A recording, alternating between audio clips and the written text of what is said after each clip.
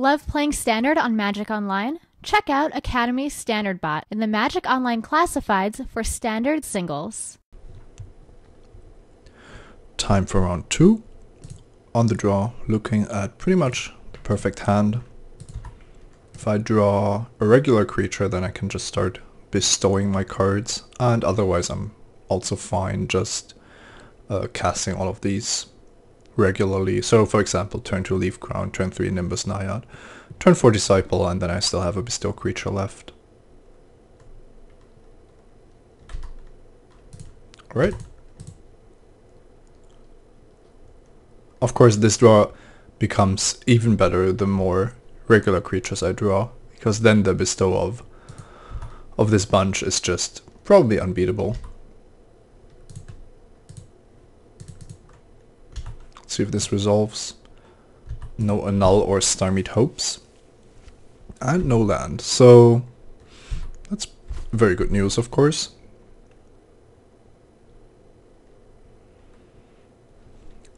I think I'm just casting an Omen Speaker here. Nimbus Naiad is fine on 3, but bestowing is just so much better. So I'll drop an Omen Speaker, then I have an Alias Disciple on 4, and Nimbus Naiad on 5. I'm probably still playing around Stymied Hopes here. It could have been the draw of my opponent, unlikely, but still. Oh, this one is a nice draw. Clearly the better card to play next turn, with the Nimbus Naiad already in hand. And this is not a card I would expect my opponents to play. It does give me the information what my opponent is on. Probably kept a reasonable hand that was only lacking a Plains maybe. But yeah, mana issues are part of the game and part of this set. I have to say, it is pretty unforgiving. Wavecrash Triton. So Wavecrash Triton is probably the card that makes this whole bestow strategy the weakest.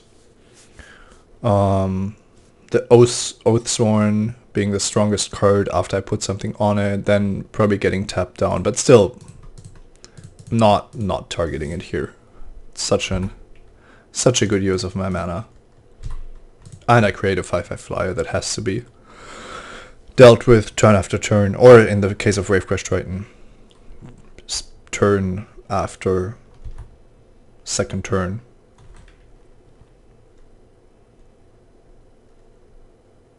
Oracle's Insight. Alright, my opponent is taking his time here. I'm gonna put Leaf Crown Dryad on Leaf Crown Dryad so that I'm dealing 4 with the Dryad, or I'm dealing 1 with the Omen Speaker if my opponent doesn't want to lose his Wavecrash Triton, which he kind of can't afford to, so. Now I have the Oathsworn and the Leaf Crown Dryad that have to be dealt with, while Omen Speaker still deals out damage. And Observant Elsie tapping down this, that's fine. That's definitely a good card from my opponent here. Being able to attack, block the 4/4, and still draw cards and scry. I know that Leaf Crown Dryad has to be blocked, so I can attack with Omen Speaker. And then I'll play the Alias Disciple.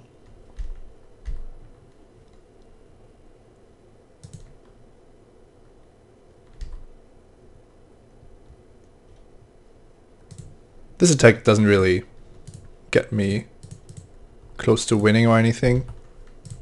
But my opponent still doesn't have like 7 mana for a Mass Removal effect. And I still have 2 bestow cards that would fall off, should that become relevant. Now I could see Sudden Storm being quite a problem if my opponent has it. I think I'm fine against Sea God's Revenge. But this is pretty powerful. My opponent didn't play his 3rd land, then drew a Plains, and Wavecrash Triton alone was quite good. I'm at 20, so I'm not in danger of losing here, as far as it seems.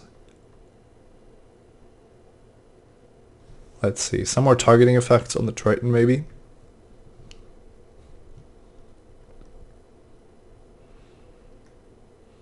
Spirit of the Labyrinth. That's...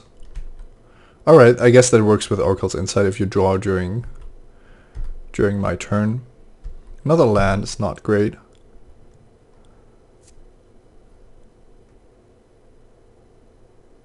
So now Sudden Storm or not? Even if my opponent doesn't have Sudden Storm, if he is able to tap down the Oath Sworn or maybe Divine Verdict it, still has quite some solid blocks, but I'm probably just attacking with everything. There's no reason to give my opponent more time than necessary.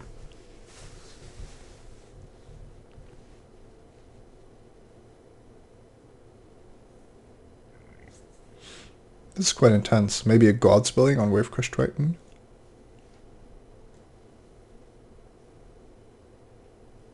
Mortal's Ardor.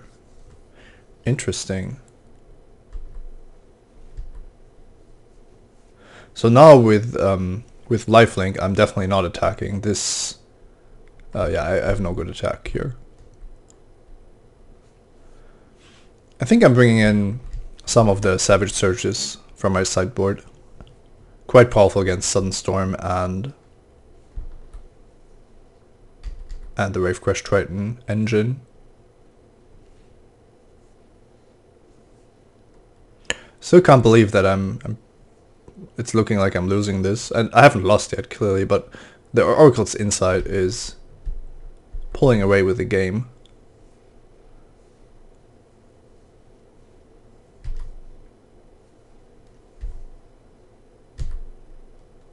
Raised by Wolves.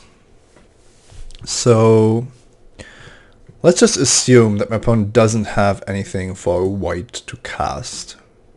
That means I could create 3 lethal attackers, 4 power, 3 power, and 3 power. That's not great against a 3/6, a 3/1, and a 4/4. So alternatively, I can create something that's a bit larger. For example, a 6/6 Leafcrown Riot that doesn't get stopped by Wavecrash Triton, or a 5/5 Disciple that does get stopped by Wavecrash Triton. Kind of feels like I have to create the biggest monster possible, and then I'm threatening, still threatening lethal with the Raised by Wolves tokens next turn. Gonna try that.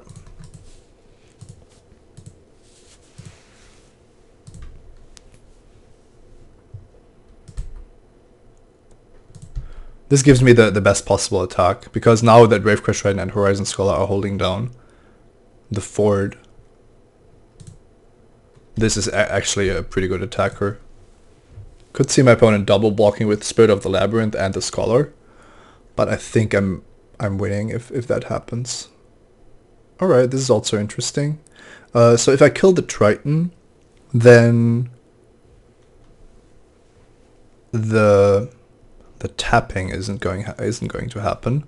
However, if I kill the Scholar, then my opponent has 1 less creature because there's still the Observant Outseed. I still think that I need to kill the Triton. I'm actually happy with that exchange, and I think that the Wavecrash Triton is the card that's threatening to take over the game, whereas a 4/4 flyer is fine.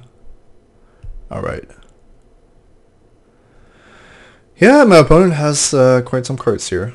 God's Willing is going to protect the Triton, so it didn't matter in which order I put them. I lose some more of my creatures, my opponent gets to draw, and keeps it on top. But I'm still potentially threatening lethal here. If I draw a Feral Invocation, then my Omen Speaker is also a lethal attacker. So I'll just have to see what happens here. Probably a blocker from my opponent. A Sealock Monster, that is a blocker.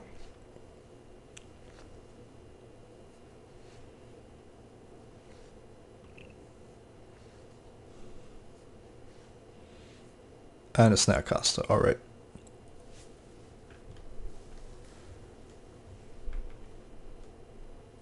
Could also draw Sea God's Revenge, that would be good.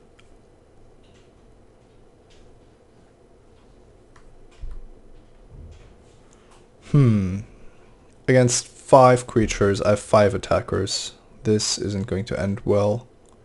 3 of his creatures dominate mine, and then 2 just trade and I'm left with only the Oathsworn.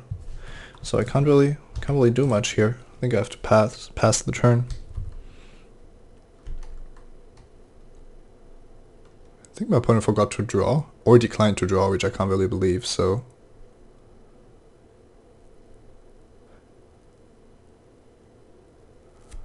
Alright, that's a 6/9. Vigilance, attacking. Taps down the Disciple, so now I cannot even kill it by blocking. I think I'm just gonna take the damage then. I don't want my opponent to get free chump blocks here. And I still need to draw Sea God's Revenge to get out of this mess. Stormshadow Warrior is not great, but it's something to work with. And somehow I don't think that my opponent is going to miss drawing a card again.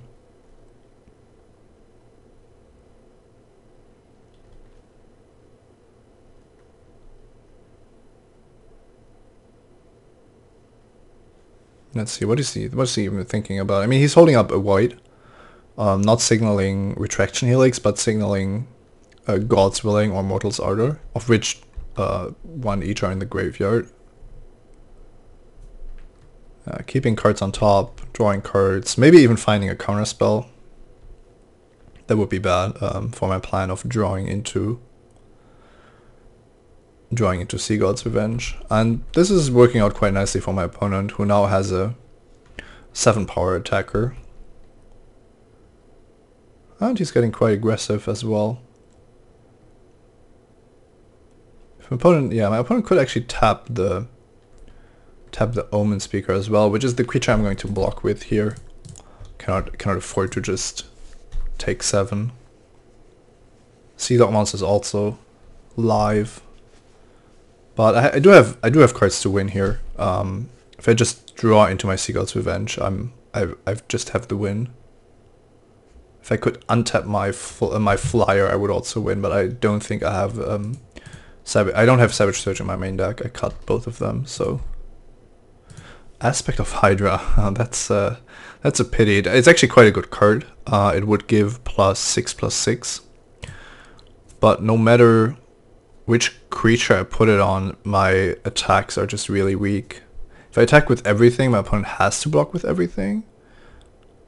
But I think I'm just dying in the process. So if I kill this, then all these other creatures are alive, so I cannot even afford to do that.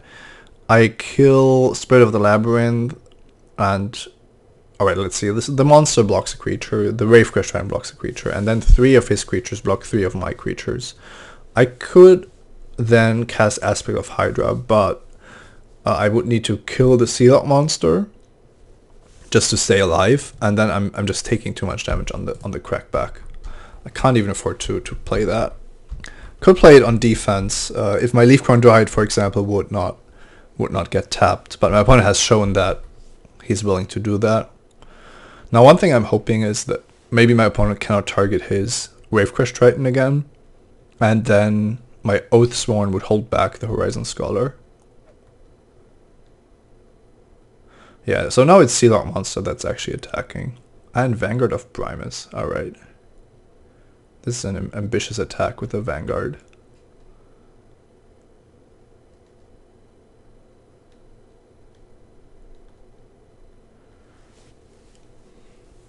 This could be my opening. Oh wow, it's actually quite an aggressive attack as well. I'm fine with blocking here. What could it be? I mean, it could be that there is a Dauntless Onslaught coming for me, waiting for me.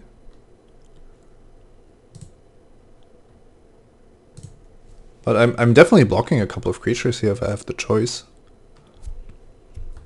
I just need to make sure that I'm still winning if I draw Sea God's Revenge.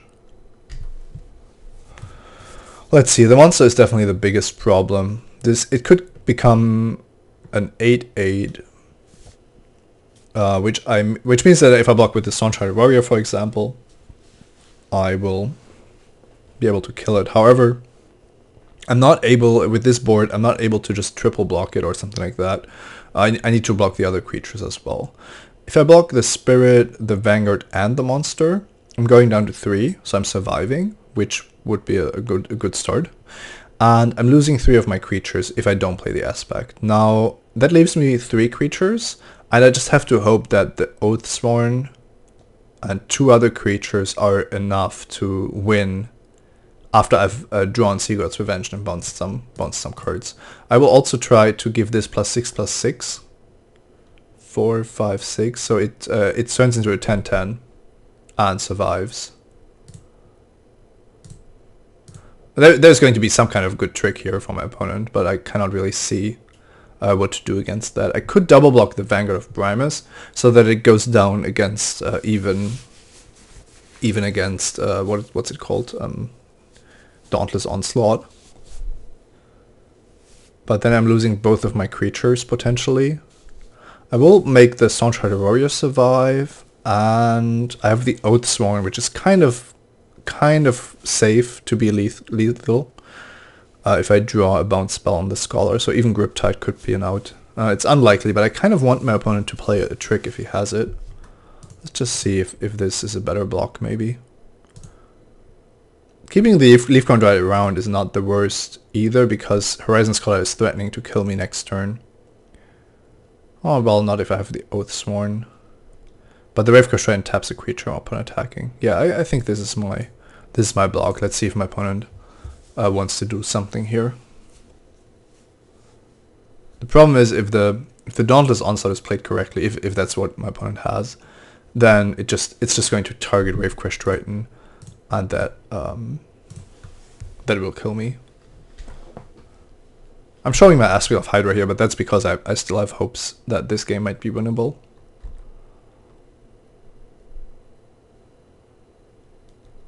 Loyal Pegasus. So let's see. Warrior's Lesson. Not the best card here. I think it loses me the game because I'm never connecting with any of my creatures. The Oathsworn is clearly attacking, and the other creatures are clearly not attacking because Ravecrest Trident is too good on defense. And yeah, I think I'm just dead on the crackback. Here at least the Scholar and the Pegasus have to block, so there's a chance I'm surviving actually.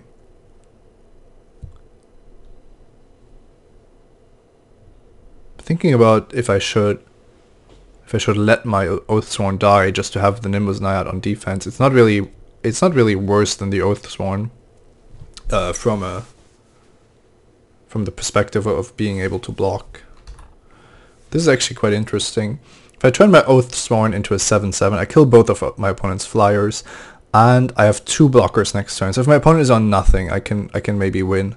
But there's Oracle's Insight, which is drawing my opponent cards. So how is this even helpful? Now the Horizon Scholar. If the Horizon Scholar goes down and I keep my Nimbus Naiad, I have a blocker, and I have a flyer that's also still threatening lethal. The question is it more likely that I survive an all-out attack? I actually think it is. I'm gonna let this resolve if it resolves. Probably an activation of the Oracle's Insight first. Wow, that's a very bad Warrior's Lesson here.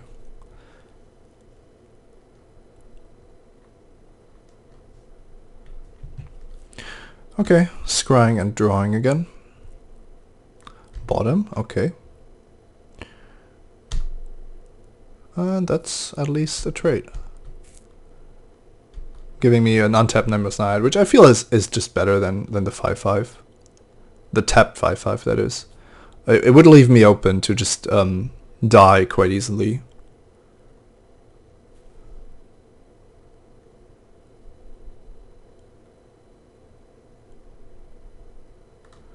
Laguna Band Elder, so now my opponent goes down to goes up to 5, which means that the 5/5 would have been lethal maybe. And I need to block.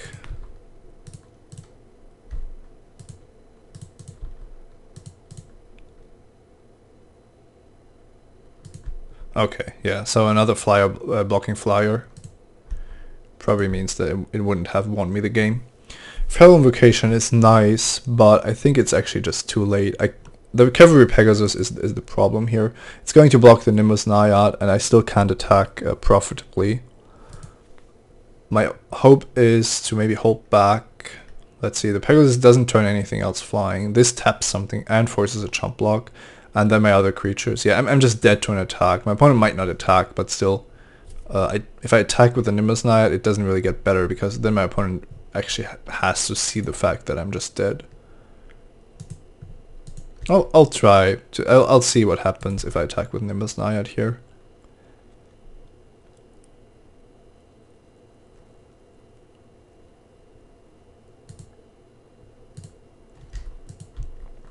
I can't ever see my opponent not blocking with the Pegasus. Now I'm just gonna pretend that I can still do something here. And I can make a pretty big Staunch-Hearted Warrior. The problem is that it's getting tapped down by Ravecrash Triton, and then there's 7 damage coming at me. Yep, and that just kills me. Pretty good game, but also quite frustrating not to be able to deal with just one problematic creature of my opponent.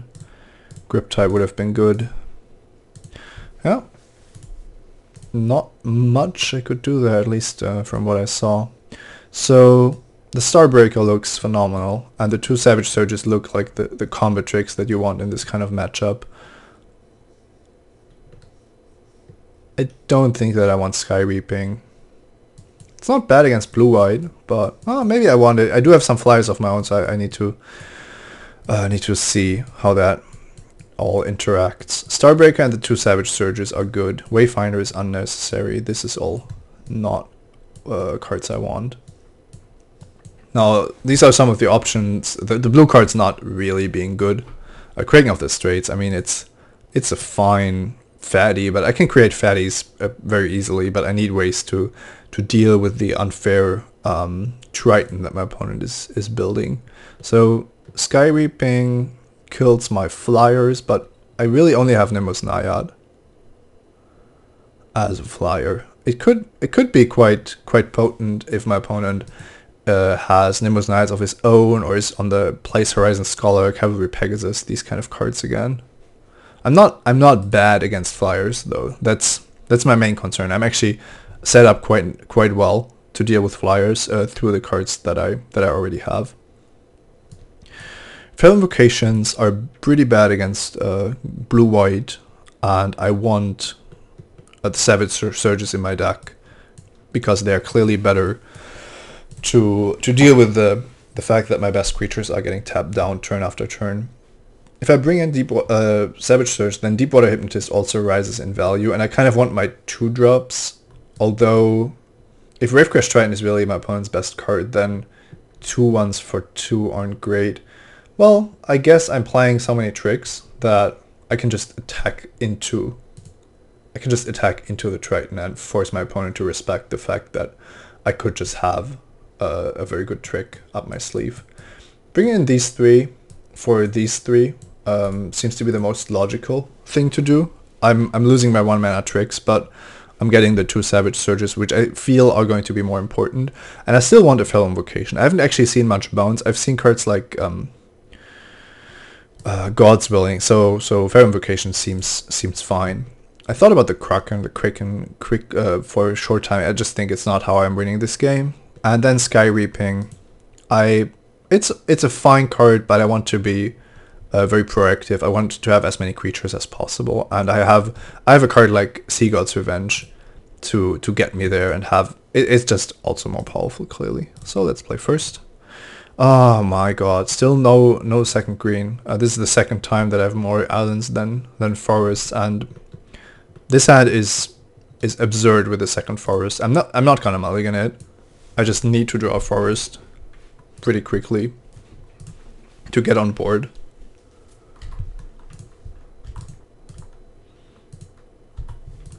This is why I'm playing 11-6, and maybe I should have played Maybe I should have played 12-5.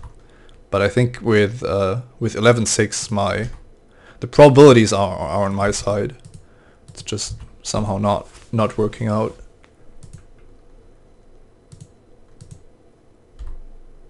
Okay, this is quite awkward.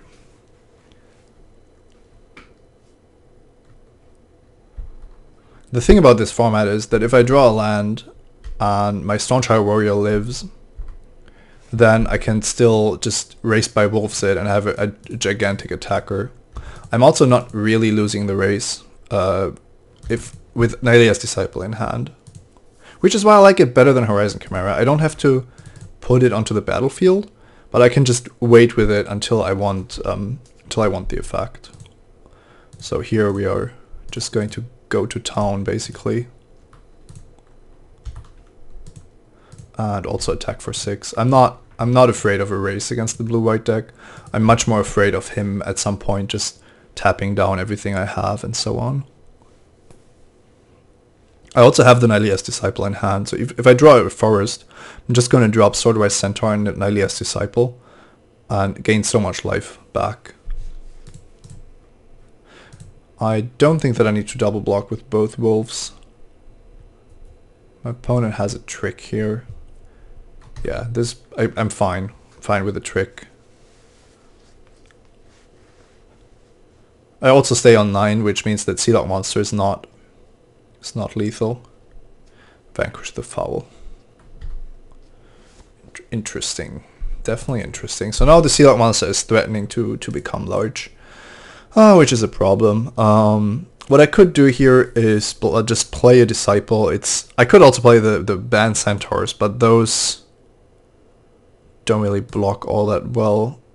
What I can do with the Centaurs, of course, is to take the damage and then just hold back the 3/7, forcing my opponent to monsterify. If my opponent doesn't have another land, then I can also threaten a double block with the Centaurs. That might actually be my best line of play. So the question is if I attack. If I attack, then I can still block this if my opponent doesn't have a land.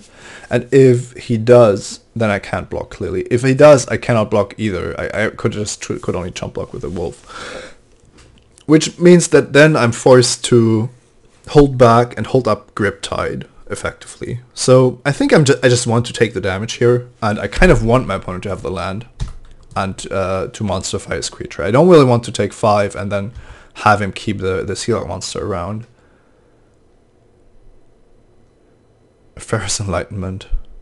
This is actually interesting because it's clearly very powerful for my opponent. It also means that the Griptide is going to be quite good. Okay, the Enlightenment goes back, so then it's a lot less good for me.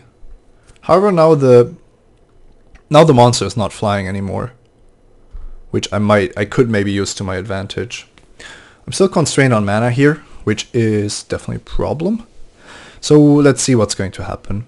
One thing that could happen is a Ferrous Enlightenment on Sealock Monster. Now the problem is this means I need to hold up the Griptide just to survive, and that also means that I cannot really cast anything. Could attack with the wolf for 2. And then I'm just going to try to Griptide whatever my opponent puts the Enlightenment on. And there's a good chance that it's going to be put on the Fortune Hunter. At least I get to block the Sealock Monster for a turn with the banned Centaurs.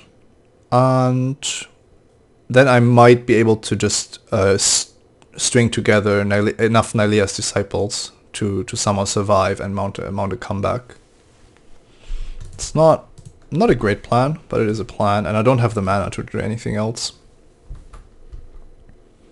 Not drawing 2 forests clearly hurt me. I think it's fine to keep.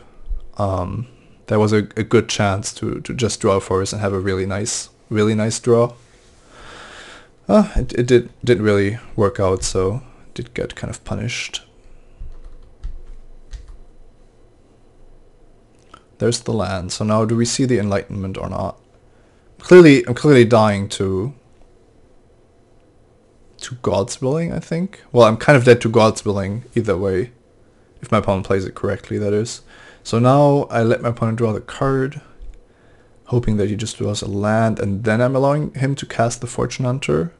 Alternatively, I can grip tight now, and then the Fortune Hunter is... No, I think I just...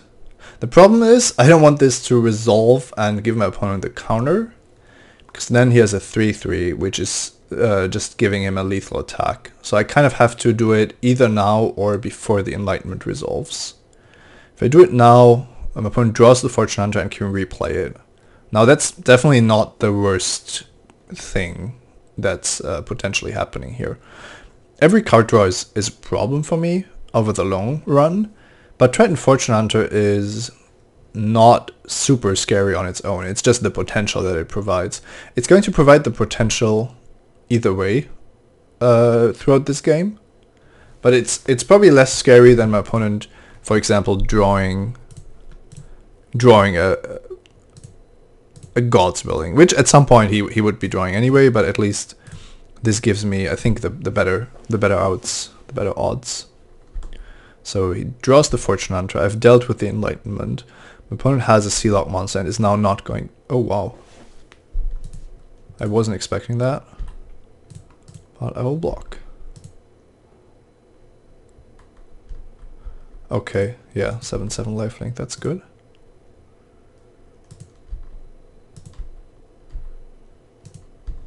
Okay, I'm just not doing enough quickly enough, and my opponent is going up to insanely high life totals.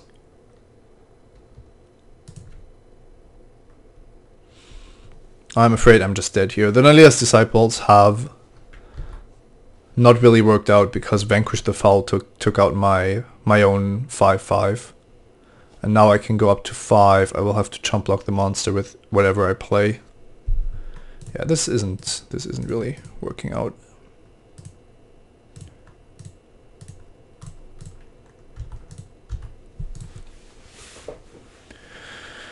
I don't really know. I mean, one of the reasons why I lost this game is because of the problem with the forests. But it also didn't really feel like I ever had a chance. Just there must have been some way to do better here. Now I'm kind of locked with the Sealock monster threatening to become a 9/9 and a 4/4 Fortune Hunter. I know exactly why I lost the first game, because Wavecrash Triton was too powerful with, I don't know, 5 or 6 cards to bestow on, and me not main decking the Savage Surges. But this game, don't really know. It didn't feel like I was behind after I cast Raised by Wolves. And at that point it looked absolutely correct to go into the race. Then the Ferris Enlightenment punished me for going with the Ferris Band Centaurs play. The Triton Fortune Hunter in the same turn also returned the Enlightenment, otherwise Griptide would have been good. So there was just a lot of small things that ultimately didn't go in my favor. Always basically going against me. With the Vanquish the Foul being a very solid answer from my opponent. And then, well, I guess this is kind of what the format revolves around. My opponent making my life miserable with his tricks and auras and follow-ups, while I was sitting on 5 mana and was already forced to hold up Griptide to have a chance to survive.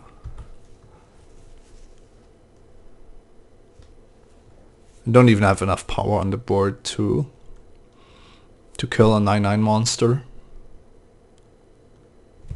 So I'm chump blocking.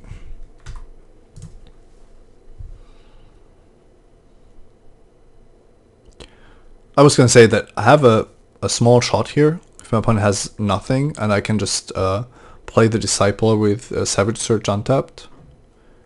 With Savage Surge open. But I don't think... I don't think I'm winning this. If I bestow onto the Disciple, I still have no blocker for the Sea-Lock monster, so I kind of need this Disciple in play, but then I cannot even block the Scholar, which isn't too bad. Yeah, I just don't see any real way to win this. My opponent is also very much out of reach ever since the Mortal's Ardor.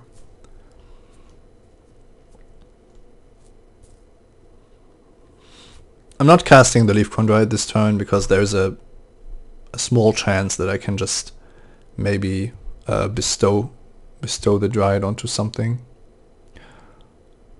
And here I think I'm already forced to just try to kill the monster.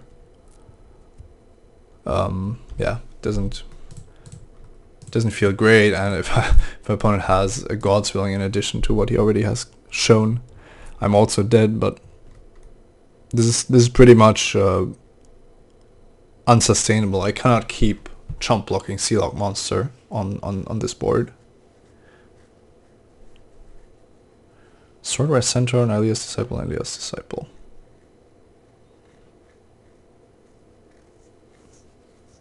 And then creating a 9/9,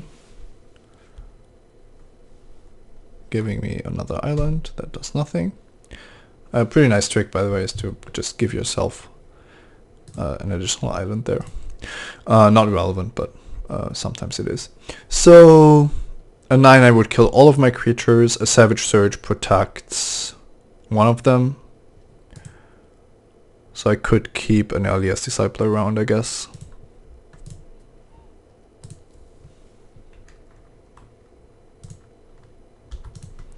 Not a huge play, but at least something. Would have actually been a 3/2 had my opponent played this differently. Now I have a 5/5 Rage creature. Almost in this. If my opponent just orders this Disciple Centaur, then I can only build a 5/4 flyer, which is obviously quite a lot worse than a 5/5 for each creature.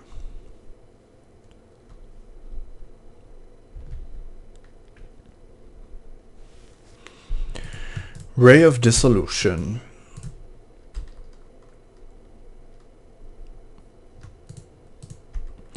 Yep, and that's pretty much it.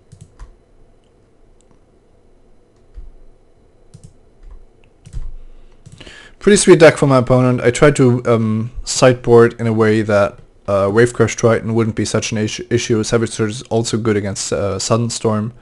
And then I lost to being on the back foot. My opponent having the removal spell for the one threat that I created. And then my answer in the form of Griptide was just too weak against a Ferrous Enlightenment and Triton Fortune Hunter in the same turn, when my opponent already had a Sea-Lock monster in play. I don't regret being aggressive. I think I have to raise this deck. The late game of the All Bestow Creatures deck with Wavecrash Tritons is just quite powerful, but still, this match felt like it could be winnable with the cards that I had. Even though I'm probably an underdog, both from my power level and also from the matchup. But game 1, I definitely had outs to, for example, just draw Sea God's Revenge or something else. Although it felt like my opponent always had more tricks.